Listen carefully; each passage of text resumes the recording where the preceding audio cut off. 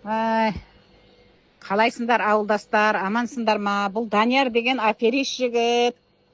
Шымкенттің бәрін құртып, көшерге келіп, Бекет атаның құдай жаңағы несі әруағы құрғыр.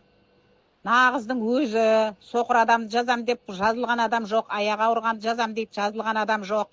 5 литр су әкел деп бұған сенбең, бармаң, лажы болса. Бұл мен жаңағы ауылдас болған әкесі, біздермен құрдас еді, үлкен кісі атасы. Бұл деген ана шизофрениямен ауырған адам негізі. Арақ ішіп жүретін еді. Ыржаңдап, анандай тілін шығарып, сөйтіп жүретін бала еді. Бұған бармаң, әуре болып ақшаларыңды құртпаң. Құр бекерге жаңағы мен айтты дейсіңіз, жазылған адам жоқ бұдан. Бұған бармаң, Ақшұқырда болса да, қай жерде болса да. Өткенде тық Маңғышлақтың бір жерінде деп атыр еді. Ал менің сендерге советім. Мен сол Шымкенттен көшіп келгем, қазір 5-ші кварталда тұрам.